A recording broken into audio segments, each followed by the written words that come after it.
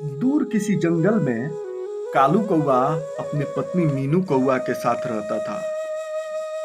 कालू कौए का बहुत बड़ा व्यापार था। वो एक बहुत ही अमीर कौआ था। टूनी चिड़िया कालू कौए की एकलौती संतान थी, जो कि शहर में रह के पढ़ाई किया करती थी। कालू कौए की कोई और संतान नहीं थी।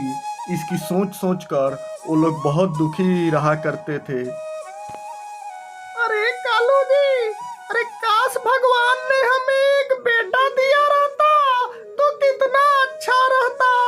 हमारी इस सारी संपत्ति को कौन देख रेख करेगा कालू जी? अरे मीनू, अरे तू कौन से समय में जी रही हो? इस समय में बेटे बेटियों में क्या फर्क है? हमारी बेटी है ना टूनी, वो हमारे बेटे के जैसे ही रहेगी। हमारी सारी कारोबार की वही देख रेख करेगी। पर कालू जी, बेटियां तो पराया धन होती है। एक दिन जब उसकी शादी हो जाएगी, फिर तो वो अपने मायके चली जाएगी।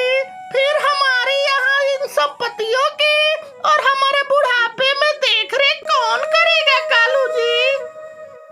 अरे मीनू, अरे मैं ऐसे लड़के से टूनी की शादी करवाऊंगा जो हमारे यहाँ घर जमाई बन के रहे। कुछ दिनों बाद जब टूनी चिड़िया की पढ़ाई पूरी हो जाती है तो वापस अपने घर आ जाती है।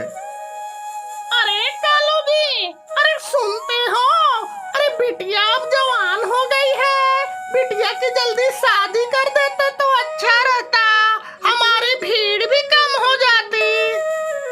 अरे मीनू, अरे बिटिया कब से भीड़ हो गई? बेटे रहते हैं तो भीड़ ही नहीं होते हैं। और बिटिया कब से भीड़ हो गई जो तू ऐसी बात करने लगी? अरे नहीं जी, मेरे कहने का मतलब है कि हम अपनी जिंदगी में ही अपनी बिटिया की अच्छे से देखभाल के शादी कर देते तो अच्छा होता। जिंदगी का आखिर क्या भरोसा है जी? अरे हाँ हाँ मीनू, तुम्हारी बातों में भी तो सच्चाई ही है।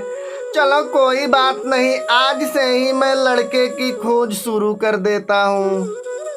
कालू कौआ बहुत से लड़कों को देखता है, पर टूनी चिड़िया के लिए कोई अच्छा वर उसे पसंद नहीं आता है।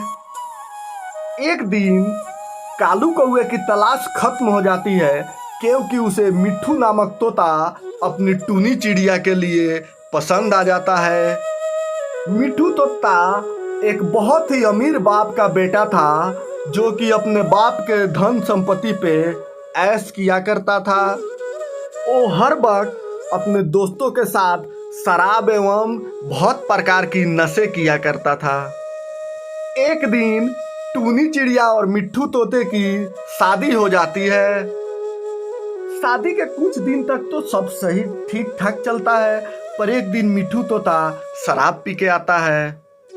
अरे ओ टोनी, अरे टोनी कहाँ गई? तू किधर मर गई रे टोनी? जल्दी इधर आ, एक बोतल और दारू ला मेरे लिए। अभी मुझे और पीने का मन कर रहा है। ये क्या बोल रहे हैं जी? अब दारू भी पीते हैं? हाय रे मेरी किस्मत, कैसे हो गए हे भगवान? अरे जमाई राजा, अरे अच्छी बात नहीं है। दारू पी के आके तुम तमाशा खड़ा कर रहे हो। ये बहुत बुरी बात है जमाई राजा। अरे चल हट बे बुड्ढे, तुम क्या जाने दारू क्या चीज है। मैं पीऊंगा तो क्या तेरा बाप भी मुझे नहीं रोकेगा बुड्ढे? लाख कोशिशों के बावजूद भी जब मिट्ठू तोता शराब पीना नहीं छोड़ता है तो ये लोग बैठ के पछताने लगते हैं। ए टूनी बिटिया, ए मुझसे बहुत बड़ी गलती हो गई बिटिया, मुझको माफ कर देना। मुझे पता नहीं था कि ये मिट्ठू तोता ऐसे शराबी है। अरे पिताजी, अब क्या कीजिएगा पिताजी? जो नसीब में लिखा होता है वो तो कैसे भी हो ही जाता है। कुछ दिनों के बाद टूनी चिड़िया के माता पिता का देहांत हो जाता है। इधर टूनी चिड़िया के 2 बच्चे भी हो जाते हैं। एक समय ऐसा आता है कि मिट्ठू तोते की इस शराब की लत ने उसके सारे धन संपत्ति का विनाश कर दिया था। अब उसके पास अपना एक मकान छोड़ के और कुछ नहीं बचा हुआ था। एक दिन मिट्ठू तोता आता है और अपनी पत्नी से बोलता है, अरे टूनी, अरे चल जल्दी अपने ये गहने निकाल।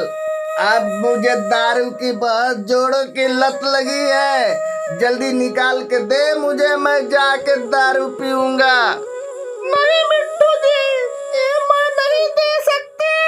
ये हमारी शादी की निशानी है, इसे मैं किसी भी कीमत पे नहीं दे सकती आपको। फिर दोनों पति पत्नी में इसी बातों को लेकर बहुत कहा सुनी होती है। पास में ही पड़े एक डंडे से मिट्ठू तोता नशे में टूनी चिड़िया के सर के ऊपर मार देता है, जिससे कि टूनी चिड़िया की मृत्यु हो जाती है। टूनी चिड़िया के दोनों बच्चे टूनी चिड़िया के पास में ही बैठे बिलखते रहते हैं। माँ, हमें कौन देखेगा माँ? हाँ माँ, हमें कौन देखेगा माँ? मुझे छोड़ के ना जाओ माँ। जब बच्चों की रोने की आवाज बाहर तक जाती है तो लूसी कबूतर भागा भागा आता है और देखता है। अरे मिट्ठू, अरे तूने ये क्या किया? अरे अपनी पत्नी को मार दिया तूने। फिर वो लोग पुलिस को फोन करते हैं। पुलिस आती है और मिट्ठू तोता को पकड़ के जेल में ले जाती है। अब मिट्ठू तोता बैठे बैठे पछता रहा है। ए भगवान, काश कि मैंने ऐसी गलती नहीं की होती तो मेरी पत्नी आज मेरे साथ होती, मेरे बच्चे भी आज मेरे साथ होते, मेरी सारी धन संपत्ति भी खत्म हो गई, वो भी बची होती।